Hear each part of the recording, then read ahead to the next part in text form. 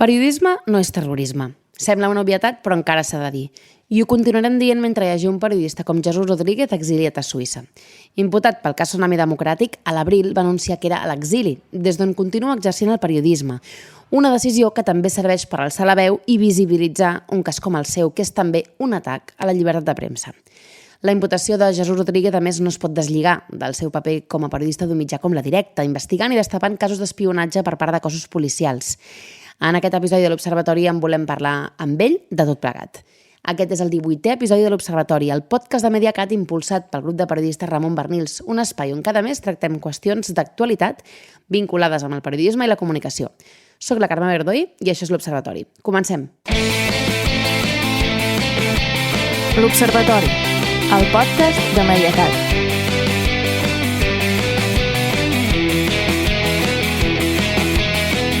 Avui saludem el Jesús Rodríguez, periodista de La Directa, exiliat a Suïssa des de finals de l'any passat arran de l'acusació de terrorisme pel cas Tsunami Democràtic. El magistrat de l'Audiència Nacional, Manuel García Castellón, el va imputar al novembre, juntament amb 11 persones més, en la causa de Tsunami, i l'exili de Jesús Rodríguez es publica a mitjans d'abril. Avui el volem saludar des de la distància, des del podcast de l'Observatori. Benvingut. Bon dia. Primer de tot, com estàs? Ara que fa gairebé mig any que ets a l'exili a Suïssa, com estàs? Bé, adaptat. O sigui, és una situació no volguda i, per tant, tot plegat al seu inici doncs, té molts elements sobrevinguts, d'improvisació, de dificultats a nivell de sosteniment de la vida, no? De l'habitatge, de la manutenció, de l'estabilització o adaptació de la meva activitat laboral a Catalunya, doncs, en un entorn molt diferent, com és Suïssa, i tot això doncs, ha trigat uns mesos en estabilitzar-se, però bé, el grup de suport, tot el recolzament que no, en el meu cas concretament he rebut des de Catalunya, des dels països catalans, però també la resta de persones que han marxat a l'exili, que som a l'exili, doncs ens hem ajudat entre nosaltres. Hi ha hagut un relleu una mica de totes les capacitats i tota la infraestructura que s'havia generat a partir d'exilis anteriors. Alguns que continuen i d'altres doncs, que per sort han pogut finalitzar, com és el cas de l'Anna Gabriel. Doncs, tot això, tot aquest bagatge ens ha ajudat molt a la gent que hem arribat a Ginebra fa uns mesos.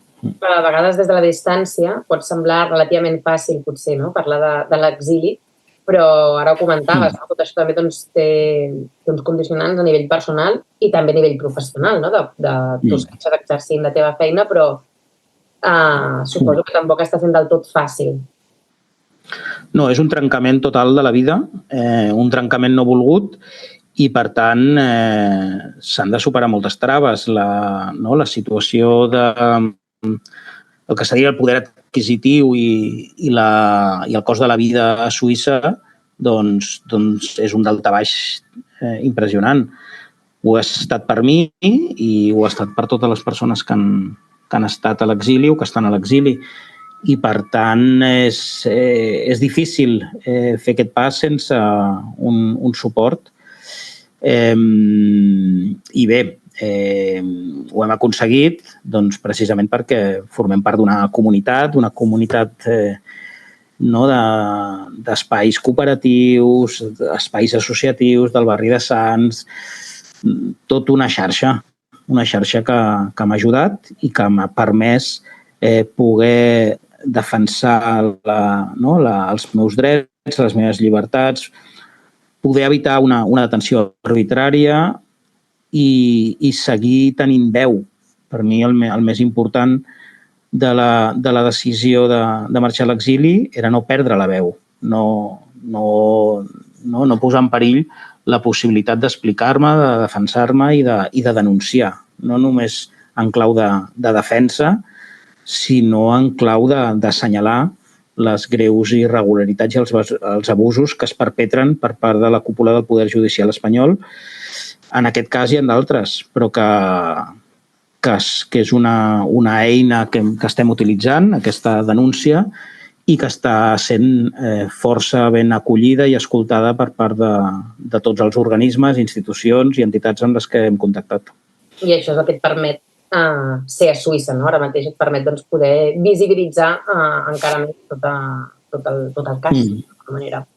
Suïssa, des de l'inici, amb tot el que seria el que ells anomenen la carpeta catalana, s'ha mostrat molt protectora amb totes les casuístiques de les persones que han marxat a l'exili.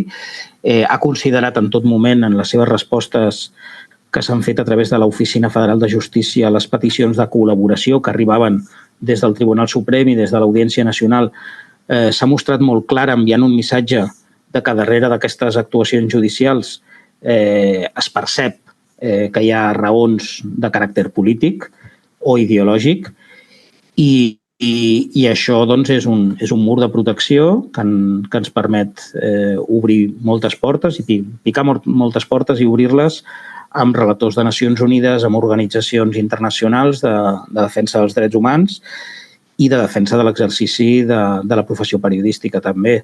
És una de les tasques principals que hem fet al llarg d'aquests mesos a Ginebra, que cal recordar que Ginebra, la ciutat de Ginebra, doncs és la seu de la majoria d'organismes internacionals de preservació dels drets humans i drets fonamentals.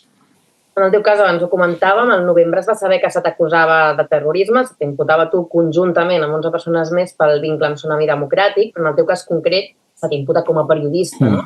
Per tant, i per la feina que se suposa que s'ha de fer un periodista, la qual cosa fa que l'acusació encara sigui molt més greu. Creus que s'és conscient, en general, de la gravetat d'aquesta imputació, en concret en relació al fet que ets periodista? Jo crec que no... Hi ha molts periodistes i molts mitjans de comunicació que no han tractat aquests fets amb la gravetat que tenen, perquè és precisament el que dius, no?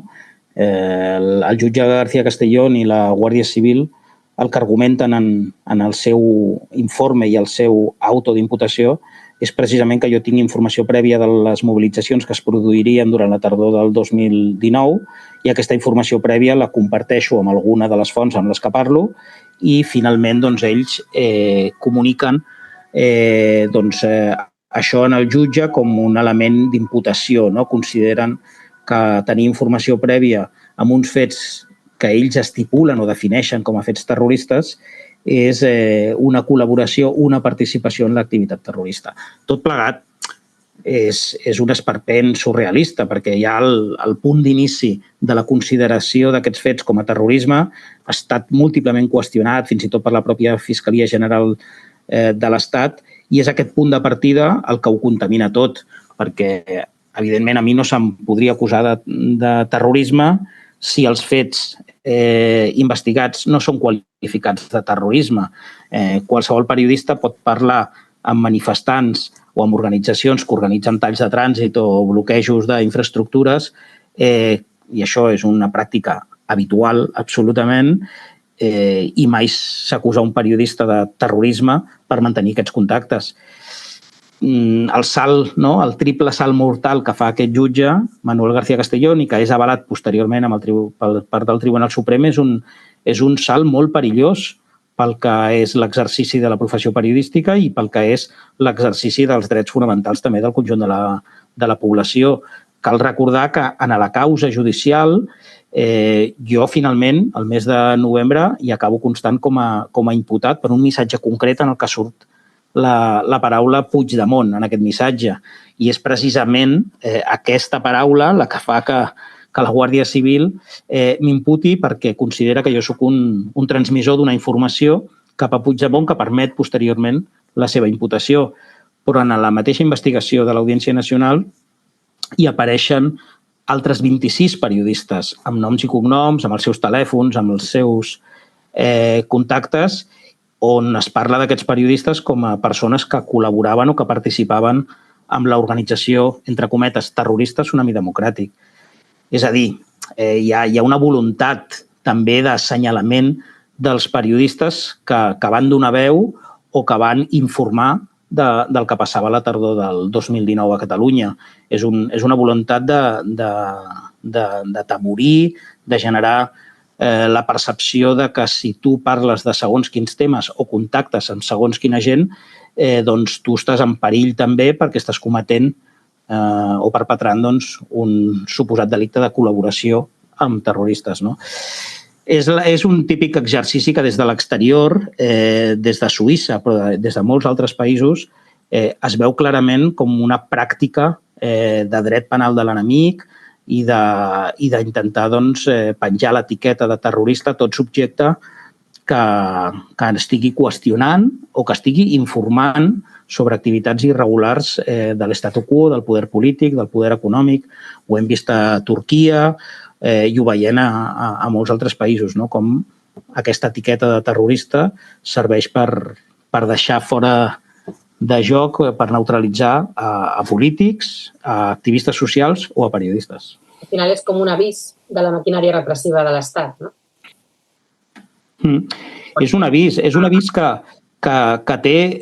té resultats, encara que no en siguem plenament conscients, té conseqüències en el subconscient de tots i cadascun de nosaltres. Ens acabem aplicant una mena d'autocensura o autocontrol a l'hora d'exercir la professió i a l'hora d'establir quina és la nostra agenda informativa i la nostra agenda de contactes, amb qui parlem, i a través d'aquí aconseguim informació per publicar-la en reportatges, en investigacions o fer entrevistes.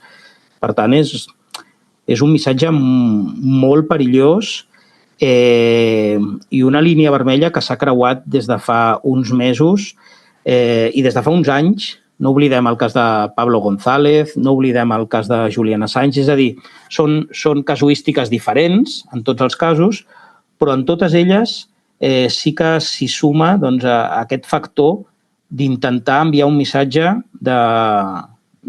d'atemorir l'activitat o dels periodistes o de les seves fonts o dels mecanismes que permeten que diferents actors puguin col·laborar amb mitjans de comunicació o amb periodistes per desvetllar o per treure a la llum realitats incòmodes d'abusos de tot tipus. Tant pot ser els temes de la CIA o del Pentàgon a Iraq, en el cas de Julian Assange, com activitats irregulars de l'extrema dreta en el conflicte d'Ucraïna, com poden ser, en aquest cas, informacions de les activitats o de les mobilitzacions del tsunami democràtic, però també de retruc les informacions o les investigacions que jo, en la directa o el conjunt de la directa com a mitjà de comunicació estaven revelant durant els últims mesos sobre la infiltració absolutament,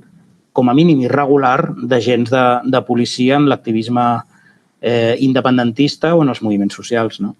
De fet, et volia preguntar per això, com a periodista de la directa, de fet, tu també fa molts anys que has investigat o que estàs investigant i publicant sobre cossos policials i sobre l'espionatge contra moviments socials.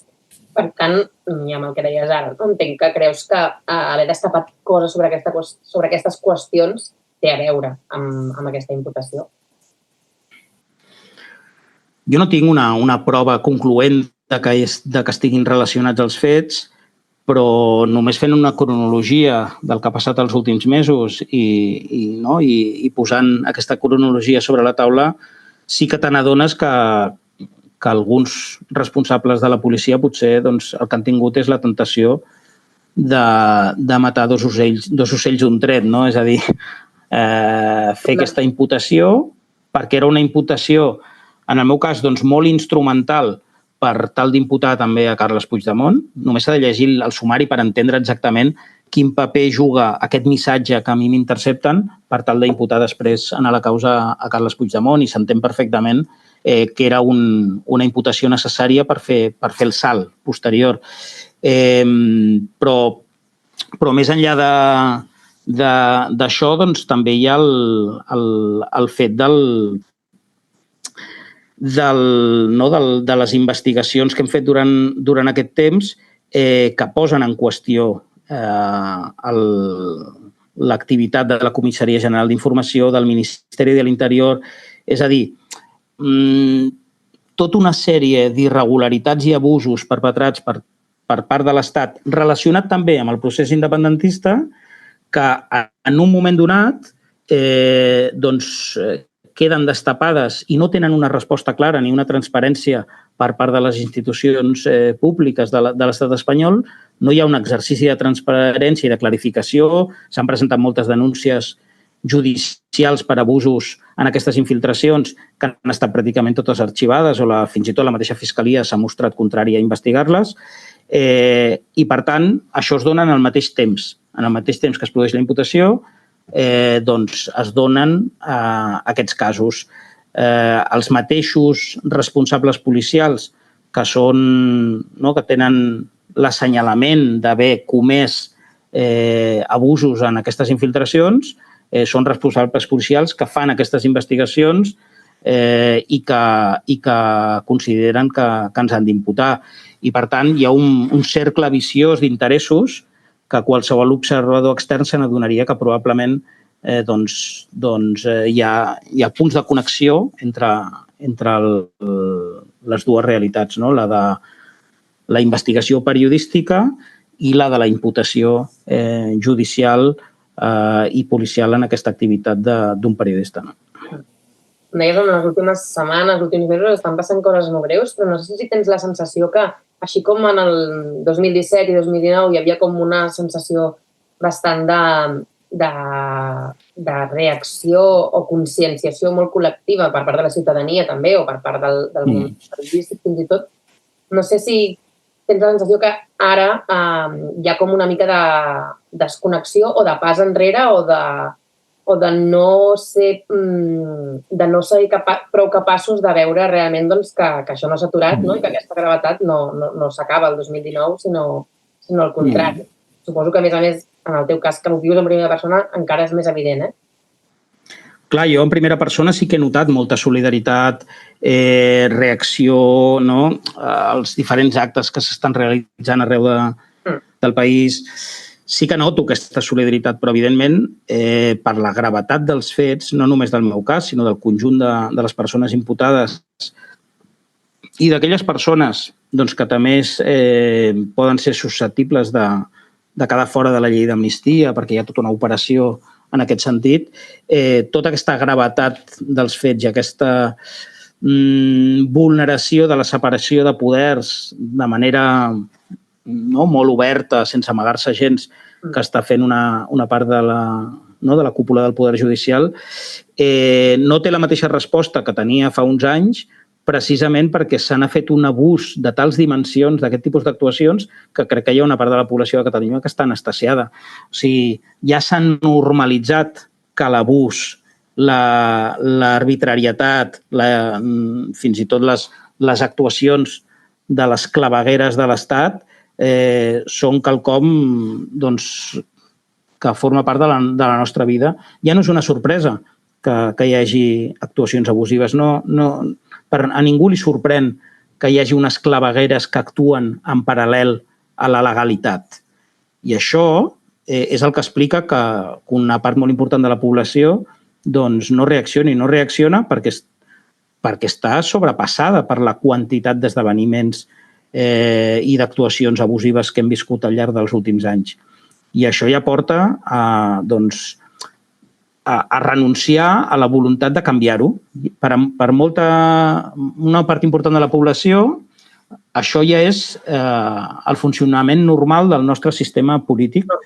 I com que s'ha normalitzat, fins i tot la sorpresa es dona quan hi ha una dimissió o quan hi ha una investigació o quan es produeix algun tipus de conseqüència en un comandament policial o un responsable polític quan es demostra en proves un abús, aleshores és quan hi ha la sorpresa i la reacció de la població. Ostres, que estrany, no?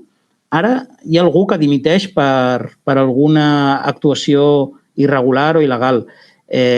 No, la norma, en l'actual democràcia espanyola, la norma és l'arbitrarietat i és la percepció de que qui acaba controlant els fils de la política i de la judicatura són les clavegueres. Gent que ningú ha escollit, que ningú ha votat. És una perversió terrible del sistema democràtic el que estem vivint, i això té un impacte molt important en com ho percep la població i com reacciona la població davant d'això. No? Hi ha més un procés d'un tancament cap endins, d'una certa clandestinització de les opinions i de les reaccions a tota aquesta situació, que no pas una expressió oberta, lliure, tant en els mitjans de comunicació com en els carrers, davant d'aquesta situació. Perquè també molta gent sap que protestar i que fer-ho de manera oberta, posicionar-se, té conseqüències. Té conseqüències en forma de llei mordassa, de sancions, dels milers i milers i milers de persones que han estat sancionades al llarg dels últims anys i que això els suposa un problema real en les seves vides, o unes conseqüències que tenen a veure doncs, amb si tu et posiciones, si tu denuncies, si tu et converteixes doncs, en un actor que té que es desmarca d'aquesta versió oficial, doncs al final acabes patint un assetjament a les xarxes o acabes patint conseqüències també en l'àmbit laboral. Llastimosament, es torna a imposar aquella màxima que va funcionar durant el franquisme de no te metas en política. No? Això, llastimosament, avui en dia torna a ser una realitat. Deies que has rebut molts suports, no? Però abans també feia referència que potser no tots els mitjans o molts periodistes no havien potser tractat amb prou profunditat o amb prou consciència del que implica aquesta imputació. No sé si també t'han sorprès alguns silencis a nivell també de mitjans o periodistes, o t'han sabut greu? A veure, de periodistes o de mitjans no, perquè n'hi ha moltíssims que s'han posat en contacte, alguns de manera oberta a través de xarxes, altres de manera més privada, però hi ha un silenci que sí que m'ha sabut especialment greu, tenint en compte que moltíssimes organitzacions internacionals de periodistes, de federacions de periodistes, fins i tot de col·legis de periodistes d'algunes ciutats europees, s'han interessat pel meu cas i s'hi han solidaritzat, i en canvi m'he trobat doncs, que amb el Col·legi de Periodistes de Catalunya doncs, no hi ha hagut aquest posicionament. Nosaltres ens hi hem posat en contacte i des del Col·legi de Periodistes no hi ha hagut cap resposta en relació al meu cas, i crec que això és greu perquè ni tan sols s'ha mostrat un interès i un contacte per tenir detalls, informació sobre el cas. Per mi és l'únic element així sorprenent d'un silenci o d'un no posicionament que m'ha semblat sorprenent i que m'ha dolgut. En aquestes últimes setmanes, especialment, hem vist també amb diferents entrevistes, en mitjans, també arran de l'aprovació de la llei de l'amnistia. Per algú que és periodista, normalment està a l'altra banda, com portes aquesta exposició mediàtica? Bueno, no ho porto massa bé perquè no m'agrada molt fer entrevistes ni ser el protagonista, però també és veritat que un cop et trobes en aquesta situació, doncs has d'assumir-ho i has d'agafar la situació, encarar-la i defensar-te i passar una mica l'atac. És a dir, jo aquests dies molta gent em pregunta, bueno, ara amb la llei d'amnistia doncs potser us acaben amnistiant, podeu tornar, ja veurem què acaba passant, però en tot cas per mi aquí no s'haurà acabat tot. El jutge Manuel García Castellón o el Tribunal Suprem han dit coses molt grosses en els seus autos que estaven fonamentades en fum, que no es pot deixar passar amb lleugeresa malgrat es produeixi una amnistia, unes actuacions judicials que estaven carregades d'irregularitats i que des del meu punt de vista i des del punt de vista del meu advocat fins i tot són actuacions judicials que són susceptibles de ser perseguides penalment si en aquest país s'apliqués la llei sense biaix polític. I, per tant, un cop s'hagi resolt, que esperem que així sigui els propers mesos, la situació personal d'amenaça d'ingrés a presó o d'amenaça d'anar a judici i tot això quedi arxivat tal i com reclama el redactat de la llei d'amnistia, jo crec que tenim l'obligació, no només individual, sinó col·lectiva, de que tot el que ha passat tingui conseqüències. I tingui conseqüències no només denunciant el jutge amb una recusació pel seu evident biaix ideològic i polític en tot aquest procediment, com s'ha vist amb declaracions seves que ha fet en actes públics o amb actuacions que semblen respondre a un guió previ del que ell volia aconseguir i, per tant, ha adaptat el contingut de la causa i dels seus autos a aquestes necessitats polítiques de boicotejar la llei d'amnistia.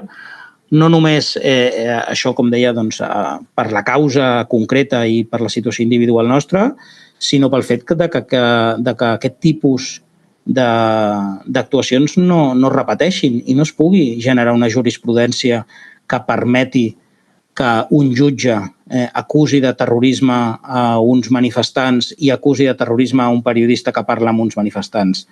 Això no es pot normalitzar en democràcia, no es pot normalitzar en un suposat estat de dret i, per tant, ho haurem de seguir batallant.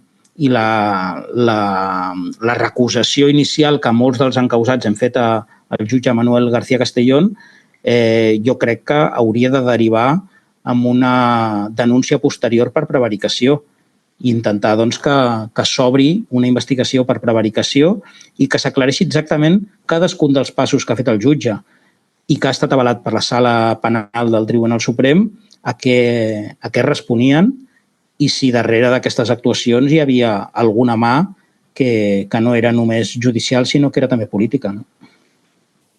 Per tant, hi ha feina en els propers mesos. Suposo que visibilitzar també el teu cas, creus que també pot servir justament de precedent per un futur? Confies que pugui ser així, tenint en compte que, evidentment, ets molt crític també amb el sistema judicial espanyol? Sí, és una cosa que hem dit i que reitero en el sentit de que aquest cas, el cas del tsunami democràtic, no pot arribar a judici i no pot tenir una sentència. Perquè si aquest cas arriba a judici i aquest cas té una sentència, estarem sentant les bases d'una devaluació absoluta del que és el sistema democràtic.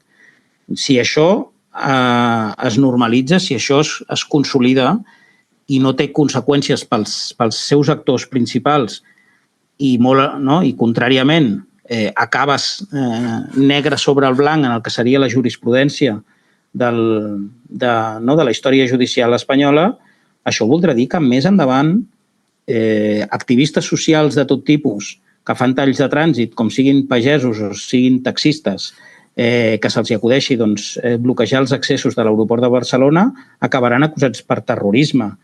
I els periodistes que contactin amb ells, que informin del que estan fent o que tinguin fonts que siguin interceptades mitjançant Pegasus o altres programes espies de la policia, també se'ls podrà acusar de col·laborar amb terrorisme?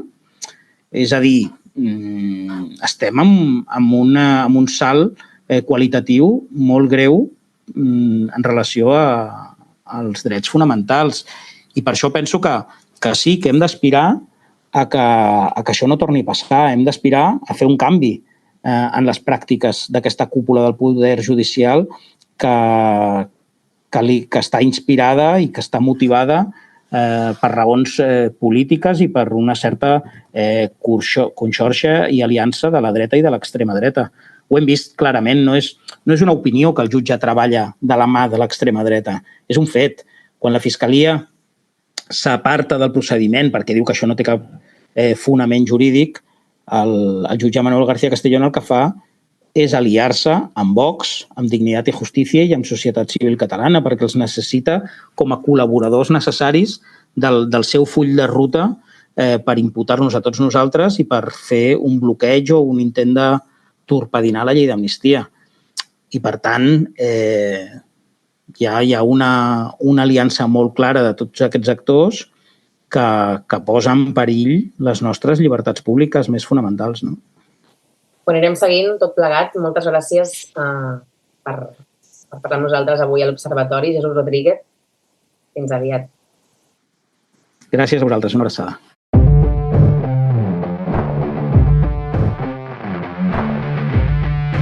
Les veus de Mediacat. Que discursos públics d'odi i assenyalament que signaria el mateix Nathan Forrest, líder del primer Ku Klux Klan, corrin matí, tarda i nit per les xarxes socials, ens ha de preocupar. Vincular des de l'àmbit periodístic les narratives actuals amb els seus precedents històrics pot ser una estratègia interessant per desactivar l'onada reaccionària abans no sigui massa tard. Imputar un periodista per fer la seva feina no hauria de ser normal i per això periodistes i associacions s'han posicionat al costat de Jesús Rodríguez. El president del grup de periodistes Ramon Barnils, Enric Borràs, fa una valoració del que suposa aquest cas. La imputació de Jesús Rodríguez per terrorisme en el cas Tsunami Democràtic fa pudor de venjança, i la fa per diverses raons. Una és que el Tsunami Democràtic no té res a veure amb el terrorisme. Qualsevol ciutadà de Catalunya ho sap. Tsunami Democràtic va organitzar una sèrie de protestes pacífiques, molt multitudinàries, però pacífiques, que no tenen res a veure amb els atemptats del 17A o de l'11M o qualsevol mena d'acte terrorista. Per tant, aquesta imputació per terrorisme és absolutament desproporcionada i injustificada. D'una altra banda, tenim que el Jesús Rodríguez és un periodista que forma part d'un mitjà, La Directa, que s'ha significat per perseguir sistemàticament, destapar sistemàticament, la repressió policial a Catalunya. I, de fet, durant els últims anys, el Jesús ha participat de l'equip que ha destapat diversos infiltrats de la Policia Nacional a moviments socials i independentistes. Per tant, aquesta imputació, que no té cap mena de sentit i que és injustificada, sembla absolutament un atac contra el periodisme que ha exercit Jesús Rodríguez. Per això, des del grup Barnils, ens hi oposem profundament i ens posem al seu costat. I esperem que tota la resta de la professió periodística faci el mateix.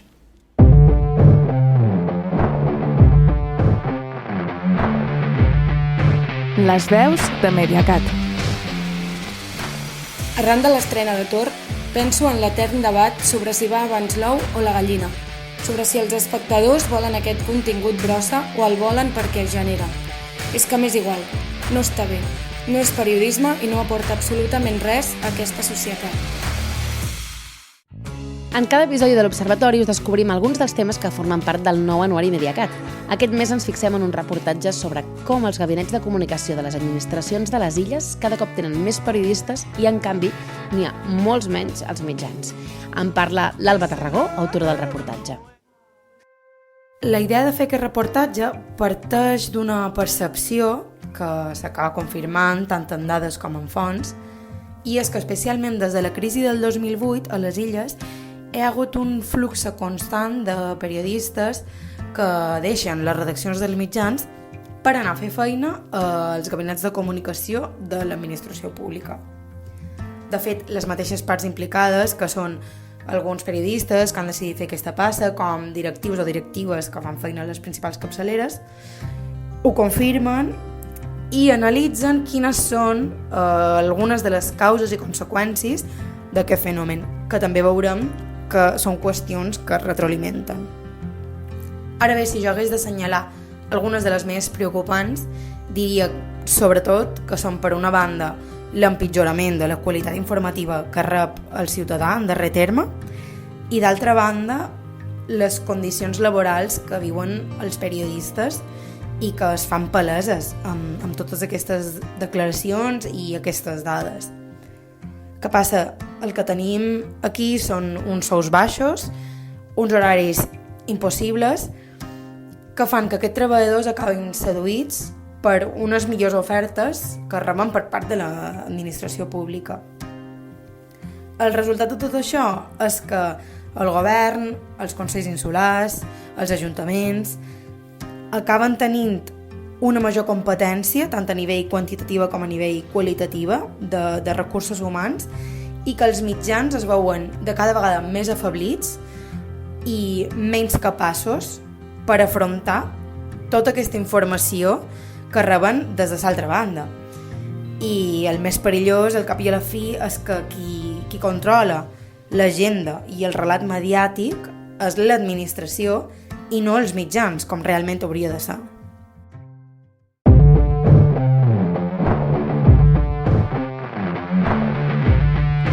Les veus de Mediacat. Al final, quan estem davant d'un fenomen, sigui del tipus que sigui, publicar tota la informació possible és com obrir l'aixeta de casa després de que hagi succeït un tsunami. I Taylor Swift ara mateix és el pescaclics favorit dels mitjans, que en comptes de donar-nos pistes sobre per què la cantant és tan important per a tantíssimes persones, el que fan és reduir-la a l'absurd. I tanquem parlant del mapa de la censura, que recull els incidents que atempten a la llibertat d'expressió i el dret a la informació. La Gemma Garcia, coordinadora del mapa, repassa els casos que hi ha hagut aquest mes de maig.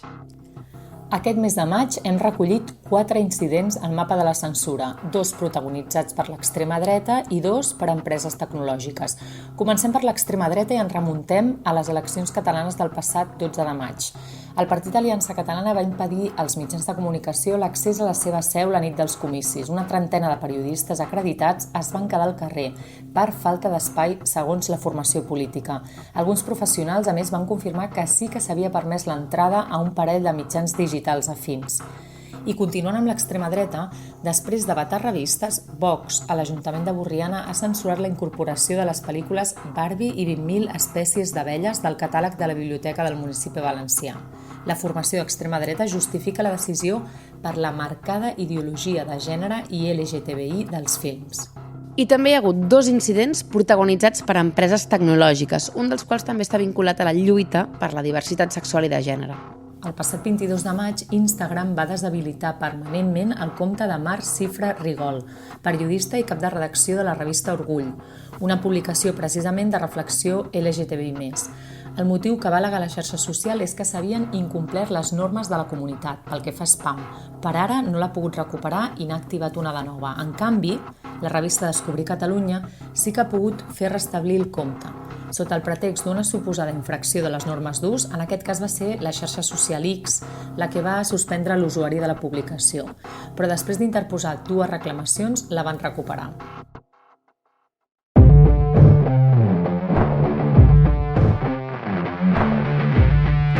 Les veus de Mediacat. La paràbola del nazi del còmic ha servit de termòmetre del nivell de normalització de l'extrema dreta, de com ha aconseguit moure el sentit comú cap a mà dreta. La normalització del nazisme i el feixisme és això, no pas estar-hi d'acord, sinó estar disposat a considerar-lo un interlocutor vàlid, un representant d'una posició en una disputa, un bàndol en un debat. I arribem al final d'aquest episodi de l'Observatori, el podcast de Mediacat que és possible gràcies al suport de la Generalitat de Catalunya. Moltes gràcies a totes les col·laboracions i a la Berta Vilés al control tècnic i al muntatge. Fins al mes que ve!